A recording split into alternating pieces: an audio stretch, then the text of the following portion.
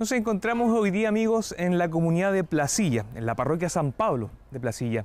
Y con ellos queremos hoy día, en este programa especial, celebrar sus 50 años de vida. Recordar que la comunidad de Placilla pertenecía antes a la parroquia Nuestra Señora de Andacoy, en Cerro Ramaditas, y que después, con el tiempo, el 9 de mayo de 1965, ya se instaura como parroquia. Los invitamos a que podamos compartir hoy día con sus personas, con sus agentes pastorales, con su gente que nos pueda contar en primera persona el testimonio de la vida de esta parroquia. Sean bienvenidos a los caminos de la iglesia. La parroquia San Pablo de Placilla es creada por iniciativa de sus propios vecinos, pues no contaban con iglesia alguna a la cual recurrir en busca de un acercamiento más físico a su fe. La más cercana era, de hecho, la capilla Nuestra Señora del Rosario de Peñuelas.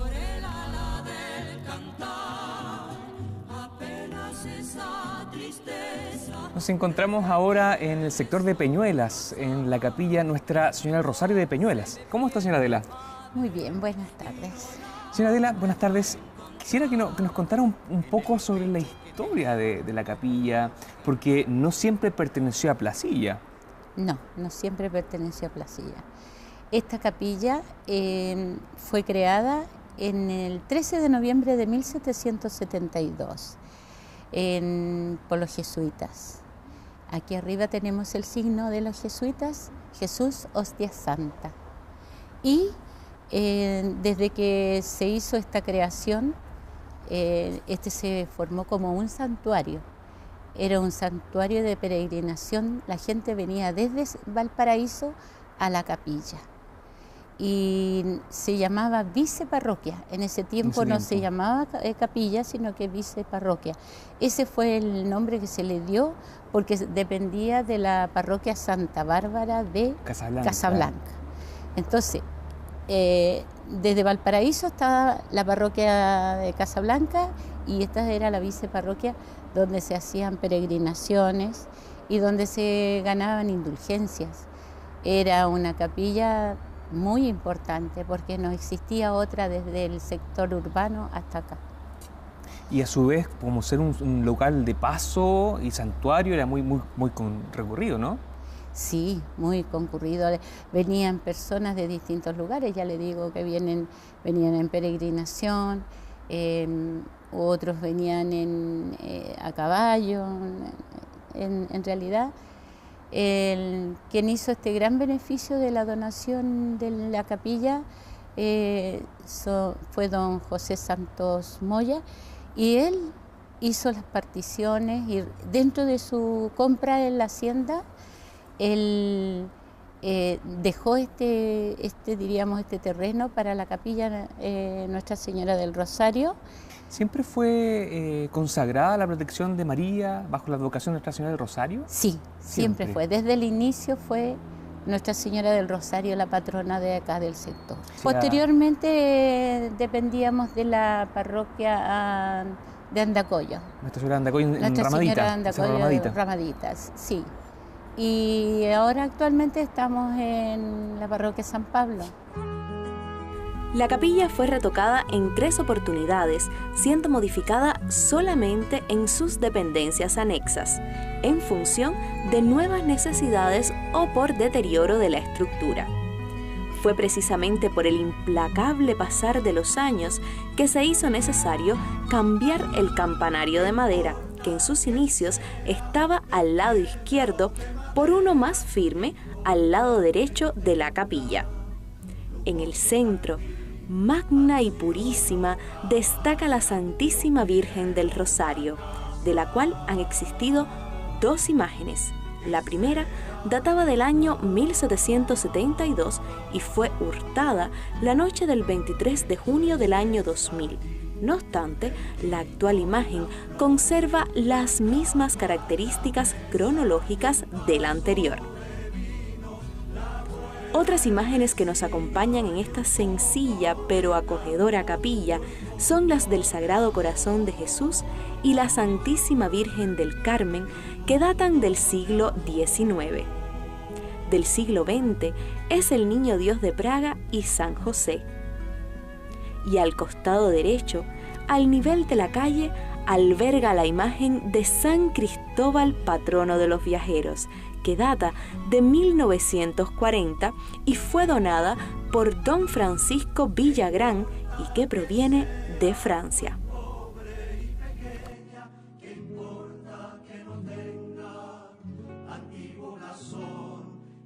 Y vamos un poquito más a lo personal, si me lo permite. ¿De qué manera usted se ha relacionado, se ha vinculado? ¿Qué ha significado usted esta comunidad, esta iglesia, en su vida, en la vida familiar? Bueno, es que lo que pasa es que inicialmente mis bisabuelos estaban ya participando de la capilla. Después siguieron mis abuelos y después mi mamá. Y en una de las fotografías que se muestra allá en la parroquia, va mi mamá cargando el anda de la Virgen, como diríamos, como una cofradía. Ellas estaban a cargo del Corazón de María. Yeah. Pero la patrona era Nuestra Señora del Rosario, pero sacaban en procesión siempre al Corazón de María, que ahora está presidiendo en el Batro la Virgen del Corazón de María, que es del año 1800. Sí. Fíjese que nosotros, bueno, estamos haciendo este programa junto con las personas que se lo estamos mostrando, para celebrar los 50 años que como parroquia San Pablo de Placilla estamos cumpliendo. Pero acá nos encontramos con la noticia que esta comunidad es mucho más antigua, tiene muchísimos más años. Sí. ¿De qué manera ustedes también se han insertado a la vida parroquial ahora de la parroquia San Pablo de Placilla? ¿Cómo ha sido muy difícil? Porque ustedes tienen muchos más años en el transcurso de la vida pastoral. No, sí, bueno, nosotros vamos transmitiendo, así como me lo han transmitido a mí mis padres, y anteriormente a ellos les transmitieron los abuelos, ¿entiendes? Esto se ha ido escribiendo porque yo tenía unas tías que escribían mucho, entonces ellas tenían los escritos y después pasaban en manos de mi mamá, y mi mamá nos contaba toda la historia que nosotros estamos transmitiendo. Yo tengo bastantes escritos en relación a la capilla, que son datos muy importantes y que es la vida misma. Es como si esto estuviera vivo, como que nunca existió un año atrás que, por decir, como que se quedó en el pasado. No, nosotros vivimos con un pasado, pero estamos vivos en la realidad. La historia es parte de su presente. Claro. Qué interesante esto de que existan especies de bitácoras, especies de escritos concretos que permitan de una otra forma reconocer la historia, valorar la historia y ser la parte también de hoy día del presente de ustedes. Sí, tenemos, por ejemplo, el testamento que dejó el señor Moya. Es un testamento muy clarificador, porque ahí dice detalladamente en cuánto se compró la hacienda y en cuánto le da, porque inicialmente se había dicho que cada fin de año tenían que darle un 5% de las ganancias de las personas que habían comprado la hacienda. Por lo tanto, el párroco, él siempre pensó en el párroco, en el vicepárroco, que en ese momento se le llamaba. Entonces decía, bueno, el vicepárroco no me lo pueden dejar abandonado, entonces tienen que apoyarlo, y la forma de apoyarlo era que quedara escrito dentro del testamento que ese 5% se lo tenían que dar cada fin de año de las ganancias que tenían todos estos bosques de acá del sector. ¿Qué recuerdos tienen acá que la marcaron alegremente? Yo creo que a mí el recuerdo más importante para mí fue el día de mi primera comunión. Fue emocionante. ¿Y se emociona ahora también? ¿Por qué? Porque hacíamos la primera comunión muchas niñas y niños. A mí me prepararon unos sacerdotes franciscanos, pero también habían sacerdotes mercedarios y los que pasaron anteriormente, y a mí me tocó franciscano. Tenían una forma de ser y de escribir y de hacer las cosas tan bonitas Entonces a nosotros ellos nos traspasaban esa alegría, eran misioneros que estaban por mucho tiempo y los acogía, mi familia los acogía porque mi papá y mi mamá siempre estaban cercanos a los sacerdotes. Entonces le daban, por ejemplo, todo lo que desayuno, el almuerzo, la once y todo lo que necesitara el sacerdote, mi mamá se lo hacía.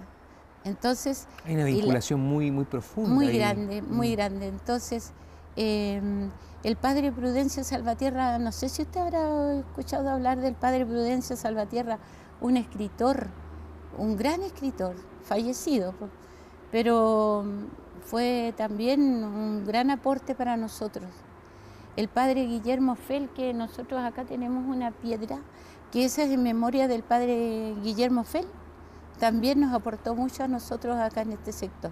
Otra cosa bien importante para mí es la Virgen del Rosario de Peñuela, porque cuando habían grandes sequías en este sector, nosotros sacábamos a la Virgen del Rosario y la llevábamos a la orilla del lago. Hacíamos una romería con las personas de acá del sector, nos íbamos, la depositábamos en el lago seco y lo hicimos en varias oportunidades, pero hay oportunidades que son dignas de recordar, porque una vez que estaba seco, no había nada de agua, nosotros depositamos la Virgen y luego hicimos oraciones en conjunto en un lugar que se llama la Poza de la Negra, en el lago. Y era la única poza que tenía agua, era la Poza de la Negra.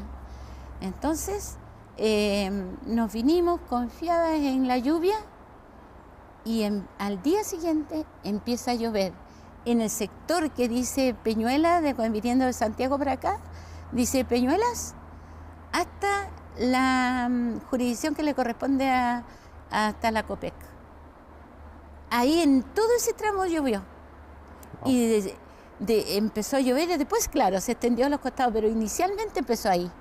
Y así fue la historia, pero fabulosa, porque ya no hallábamos qué hacer, empezó a salir el agua y aquí hay un desagüe por donde tiene escape el agua, pero fue extraordinario eso.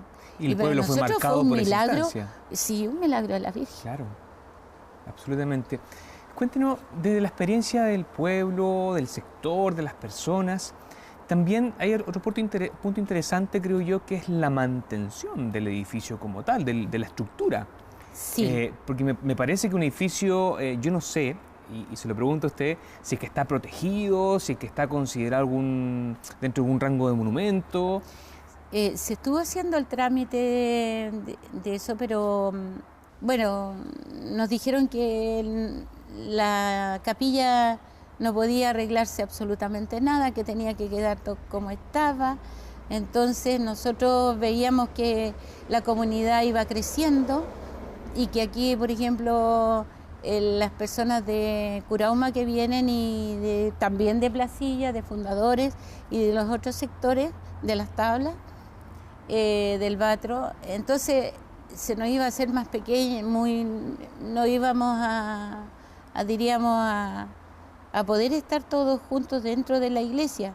Y hubo momentos que pensamos que tendríamos que ampliarla. Entonces, en eso quedó, pero yo no sé si alguna vez a lo mejor eso le significa una protección muy grande, pero así como la mantenemos con todo lo que aporta la gente. Sí, porque un edificio del año 1700 me parece que debiese tener algún tipo de protección. A lo mejor hacer un llamado también a las autoridades correspondientes que puedan acercarse aquí a la comunidad y poder dar algún tipo de ayuda quizás. Bueno, el testamento decía así, que si se destruía tenía que responder las personas que compraron, que en ese tiempo, bueno, ya después pasó Forestal y vinieron otras, diríamos, empresas. Pero eso estaba en el testamento, en un anotado, de que si se destruía tenían que construirla de nuevo. Pero la idea es que esta capilla es tan antigua y es tan valorable porque no se ha caído con todos los terremotos que han habido, no... Está bien construida entonces. Sí, claro, está muy bien construida. Cimientos sólidos. A este costado había un campanario. El campanario se movía, entonces ya estaba muy viejito, y el padre, que en ese tiempo era nuestro párroco, el padre Bozaña, mandó edificar el que está al costado derecho. Yeah. El costado derecho de la capilla. Pero la gente ahora quiere volver al antiguo con el diseño que se tiene del anterior. Yo le voy a invitar a que pueda hacer una extensiva invitación a las personas que nos están viendo a que vengan a conocer, a que puedan venir a participar acá también, a que vengan a conocer este templo hermoso de la comunidad de Peñuela. Yo le invito a que haga esa extensión. Yo quiero invitar entonces a todas las personas de aquí, de nuestro país o del extranjero, porque han venido también gente del extranjero, para que conozcan esta gran capilla, porque es una capilla que engrandece el alma de todos los seres que penetran en ella.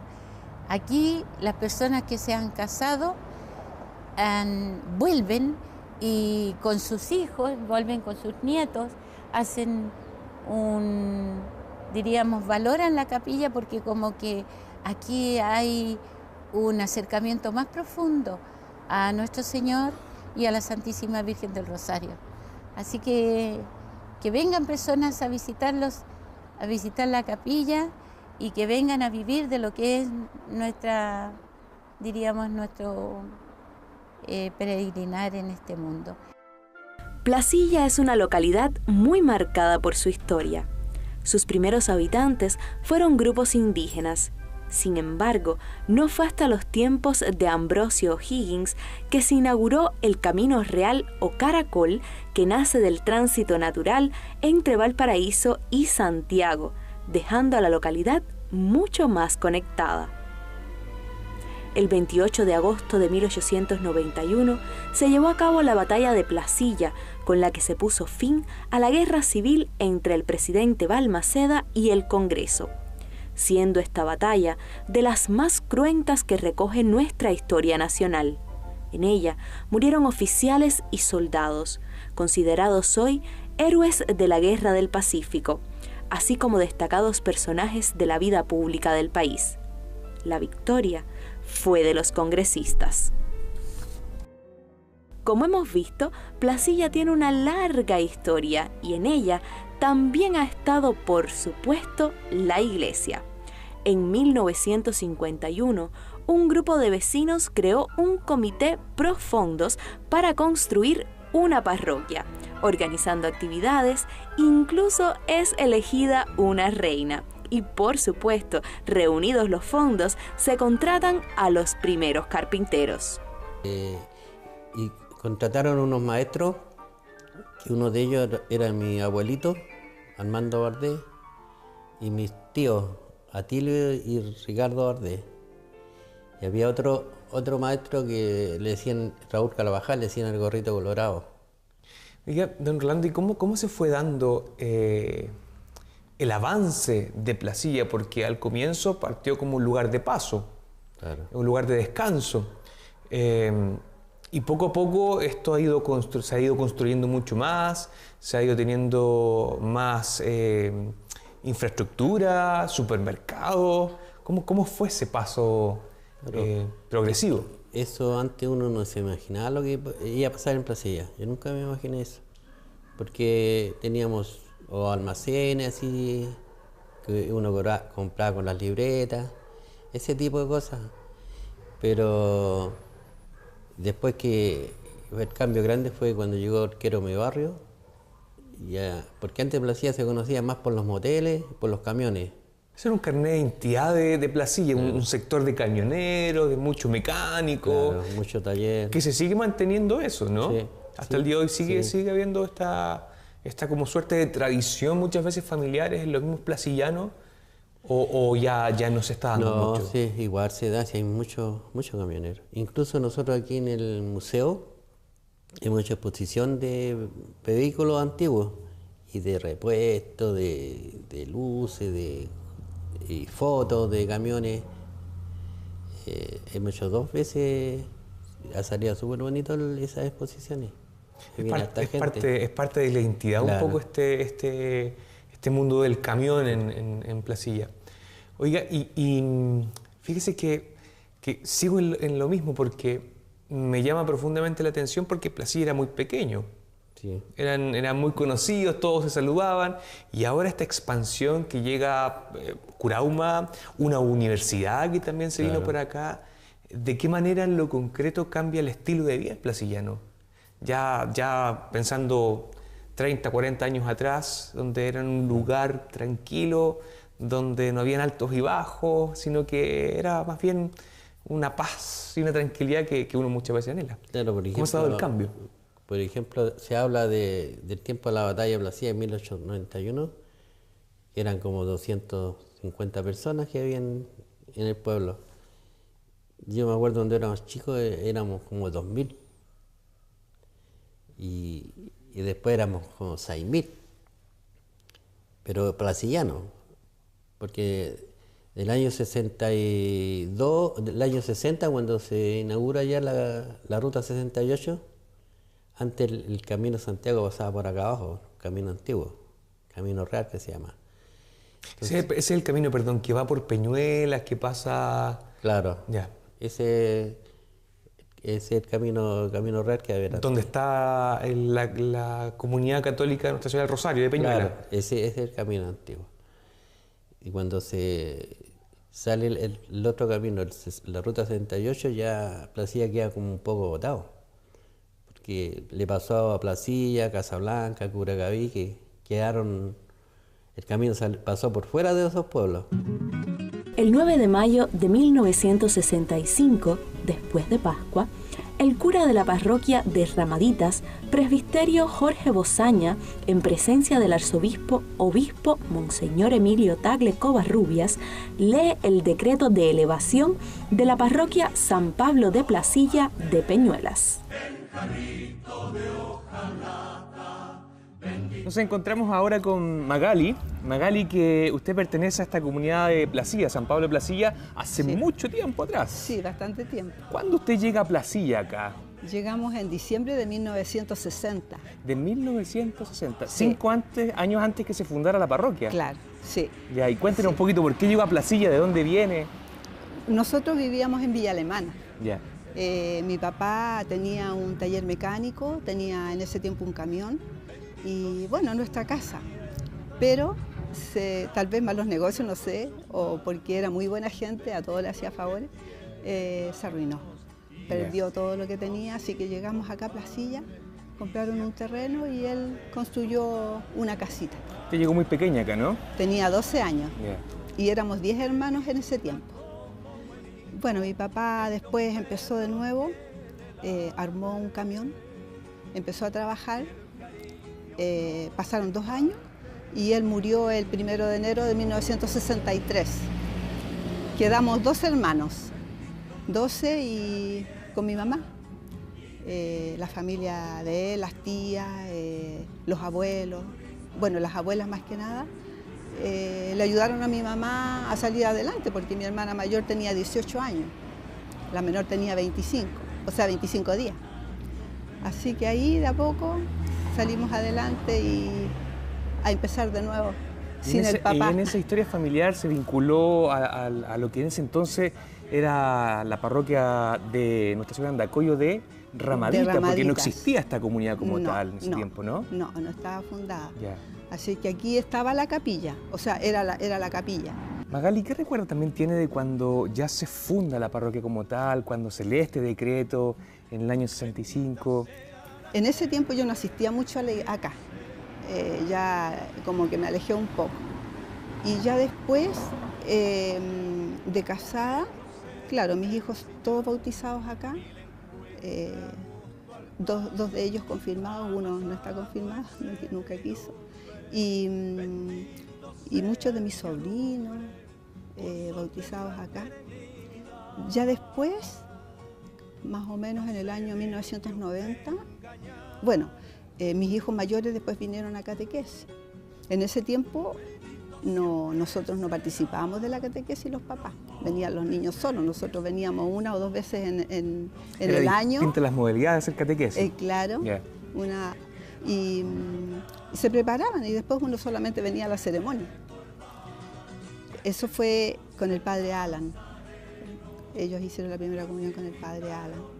Después llegó el padre Palacio y ahí nosotros bautizamos con él, a la más chica también, porque tenemos una hija que con 7 años de diferencia del segundo. Y como en 1990 me acuerdo que, bueno, había fallecido mi hermana mayor, con una pena muy grande. Un día iba pasando por ahí y sale la coordinadora que había en ese tiempo, Ana María López, y me dice: Magali, te quiero invitar a una reunión, el domingo tanto, a tal hora. Era día domingo, yo llegué a mi casa, oye, me invitaron a una reunión a la iglesia. Ah, ya, ¿y qué es? No sé, no sabía de qué se trataba. Y era una reunión de catequistas. Yo estaba en el primer año de catequesis de mi hija menor. Estábamos en ese tiempo con el padre Ramón Tapia. Y llegué a la reunión, había mucha gente, muchos catequistas, y empezaron a formar los grupos de guías con sus ACN. Y yo me quedé ahí porque nadie me nombró, o sea, nadie dijo qué iba a hacer. Entonces yo le digo al padre Ramón: padre, le digo yo, si no es necesario, yo me voy. No, me dice, si todos aquí son necesarios. Así que me pusieron como guía de apoyo de papá. Tuvo una participación mucho más activa. Señora Magali, Sí. Recién escuchamos un camión aquí. Sí. Recién pasó un camión, mucho ruido. Sí. Este sector es de mucho camionero. De mucho. Mucho taller mecánico. Sí. Creo que usted también tiene vinculación con el Sí. mundo de los camiones. Cuéntenos un poquito Sí. de eso. Casi todos mis hermanos, mis cuñados, mi marido y hasta mi hijo ahora, todos camioneros. Yeah. Todos transportistas. Y bueno, y aquí la mayoría de las personas, los jóvenes, era como su aspiración máxima el manejar. Y como una anécdota, las tías, las hermanas de mi papá, siempre nos decían a nosotras: ustedes no vayan a pololear con un camionero, porque ustedes no son así como para casarse con un camionero. Y fue lo primero que hicimos. Casi todas estamos casadas con camioneros. Es algo común, algo que Sí. muchos jóvenes se dedican, Sí. por el ambiente también que aquí se vive en todos los camiones. Claro, y va como de generación en generación, Yeah. como de papás a hijos, porque mi hijo estudió y yo nunca pensé que iba a ser camionero, porque él aprendió a manejar como a los 20 años. Antes nunca tuvo el interés de manejar ni de meterse en un camión. Y resulta que ahora también está en lo mismo. Magali, usted ha caminado por distintos estilos y formas de llevar o pastorear. Los sacerdotes han sido muy distintos. Sí. ¿Cuáles cree usted, a grandes rasgos, que son los desafíos que se plantean hoy día a esta comunidad que cumple 50 años? Ya con una persona de experiencia que ha mirado, ha vivido de distintas formas la vida pastoral.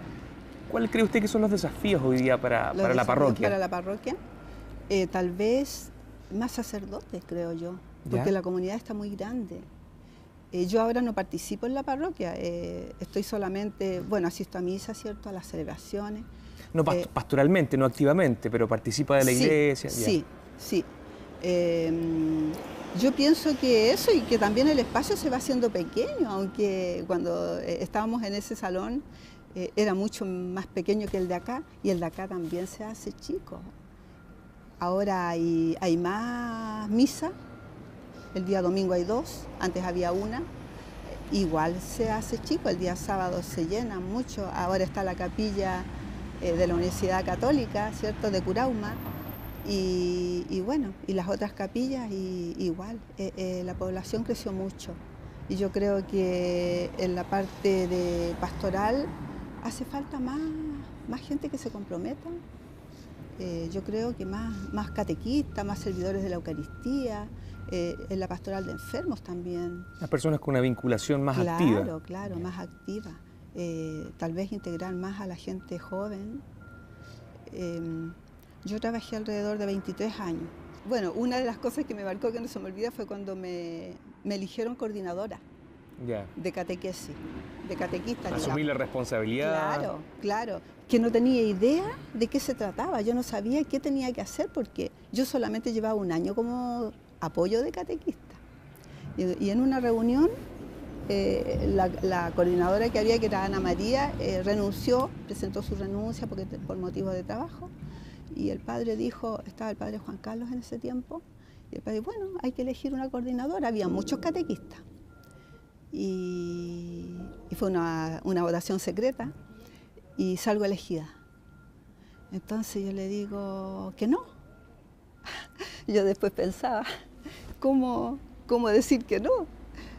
Dije que no aceptaba. Entonces al final quedó el cargo acéfalo. Después, conversando con la señora Elena Barrera, que ella fue mi catequista, y me dijo, no, tú estás mal, tú no puedes decir que no, porque eso es el Señor el que te está poniendo esa tarea. Esa misión concreta. Esa misión, de servir claro. Después conversé con Ana María y también me dijo algo parecido. Entonces empecé a pensar y dije, ¿cómo yo? ¿Quién soy yo para decirle no al Señor? Wow, claro. Así Y al final decidió que sí. Decidí que sí, le vine a decir al padre Juan Carlos, sí, padre, acepto, pero si usted encuentra a otra persona, ahí yo me retiro de coordinadora. Pero no la encontró y se quedó usted. Y me quedé como 14 años, o sea, me quedé un año menos de lo que él estuvo acá. Nos encontramos ahora con Lucía, que también pertenece a esta comunidad. Hola Lucía, ¿cómo estás? Hola padre. Lucía, mira, lo primero que me causa curiosidad es, tú eres placillana de toda la vida, llegaste acá a vivir. Yo no soy placillana de toda la vida, yo llegué aquí a vivir hace 16 años. Ya. Cuando empezó las casas de Curauma, yo me vine con mis niños pequeños de Villa Alemana. Y ahí lo primero que hice cuando llegué aquí a Placilla fue buscar una iglesia, buscar la parroquia. La parroquia, ya estaba la parroquia San Pablo como tal. Estaba la parroquia San Pablo como tal, claro. Y empecé a integrarme de a poco a la comunidad. Después de varios años, cuando mi niño ya le tocó hacer la primera comunión, ahí faltaba un catequista para niños, fue cuando a mí me invitaron a participar en la catequesis para hacerle a los niños. Vamos a contarle un poco a la gente que nos está viendo en las casas cómo fue dándose este paso de llegar a Placilla, de encontrarse con la parroquia y cómo se fue vinculando a esta área de la catequesis. ¿Fue casualidad? No fue casualidad, porque yo ya había participado en la parroquia San Rafael por varios años catequesis. ¿Ya? Parroquia San Rafael de Nueva Aurora. Nueva Aurora. Claro. Donde yo trabajo hoy día. Exacto. Yo vivía allá en Nueva Aurora, entonces ya participábamos con mi hermana, con mi mami, en catequesis. Así que ahí yo ya como que tenía la experiencia, las ganas de seguir catequizando, ya, y no lo había hecho porque me fui a Villa Alemana y como tuve niños, estaban pequeñitos. Se dedicó a la crianza. Me dediqué a eso. Y en este caminar de la vinculación con la parroquia, ¿cómo fue siendo un aporte para su vida personal el participar en el contexto de las catequesis y la vida parroquial? ¿De qué manera, de una forma, la iglesia le aportó a usted en su vida? Bueno, a mí me ha ayudado harto a construir una familia unida, ¿ya? A tratar de integrar a mi marido, a los niños, aunque han salido un poco reacios. Cuesta un poco eso. Cuesta un poco más en la adolescencia, pero a mí me ha ayudado a conocer más personas, aquí en la parroquia, a irme involucrando poco a poco y teniendo más amigos, participando, conociendo un poco más a los sacerdotes. Ya, ahí tuvo una mirada distinta de él, qué sé yo, una vinculación quizás distinta. Claro. Que no es ni peor ni mejor, pero es distinta. Es distinta, claro. Uno ahí lo va conociendo más uno, no como sacerdote, sino que como persona. Lo va aprendiendo a conocer, a que tiene su carácter, su falencia que de repente se enoja, de repente echa chistes. Entonces, ahí uno lo va aprendiendo a conocer. Vamos a partir por parte. ¿Cuáles han sido tus mayores alegrías en el mundo de la vida parroquial? Bueno, una de mis alegrías es, por ejemplo, catequizar niños. Yo por eso sigo catequizando niños, aunque de repente me dan ganas de salir. De hecho, este año había renunciado, ¿ya? pero faltaban catequistas, bueno, ya, y es una cosa como que siento la necesidad de ir a hacer catequesis, ¿ya? Me siento como un vacío cuando no hago la catequesis. Igual que participar en la parroquia, si yo no me gusta venir a misa, me gusta encontrarme con el Señor en la iglesia, venir aquí y es cierto que han habido altos y bajos. Lo alto, como le digo yo, la catequesis. Ahora me gusta participar mucho en comunicaciones, pero yo me exijo mucho a mí misma y le exijo a los que están conmigo. ¿Ya? Como que las cosas traten de salir lo mejor posible. ¿Ya? Y ahí de repente hay personas que no les gusta que le exijan. ¿Cómo ha sido eso de la formación de la pastoral de las comunicaciones como un elemento de hoy día actual y de mucha importancia? ¿Cómo ha sido el nacer de esa pastoral aquí en la comunidad? El nacer, bueno, esto nació en la pastoral con una periodista que formó la pastoral de comunicaciones. Había un buen equipo, ¿ya? Y había periodistas, fotógrafos, la gente de la imprenta, y poco a poco se fue desvinculando, ¿no? Después llegó a haber un grupo de 6, 7 personas, ¿ya? Y cada vez se ha ido achicando porque la gente se ha ido de la zona, se ha retirado de comunicaciones por otras razones. Ahora somos cuatro personas que estamos en comunicaciones y hemos tratado de, bueno, con la ayuda de Marigen también, siempre le estamos dando las gracias a ella porque nos apoya mucho en eso. Marigen es la periodista del Obispado. La periodista del Obispado, claro. Y tratando de ir aprendiendo más. Yo he tratado de aprender lo que más he podido con todo esto de las nuevas comunicaciones, aprendiendo Photoshop, diseñando los que es pendones. O sea, también ha sido un aporte significativo en la experiencia personal y el aprendizaje de cosas nuevas también. Exactamente, sí, yo he aprendido hartas cosas con esto. Bien, pues yo quería agradecerle el testimonio de esta perspectiva de la pastoral de las comunicaciones, de esto tan importante como que lo que es la catequesis. Así que agradecerte en nombre de toda la gente también que nos está viendo a través de las pantallas de UCB Televisión. Gracias. Muchas gracias. Gracias. Amplia historia, lugares comunes y una vida que entrelaza la fe con la cotidianidad de esta comunidad de San Pablo, que desde hace ya 50 años comparten iglesia y vida con un mismo sentido, como un camino único que hoy hemos querido retratar en este resumen de la historia religiosa que ha acompañado a esta comunidad. Felices 50 años a la parroquia de Placilla de Peñuelas.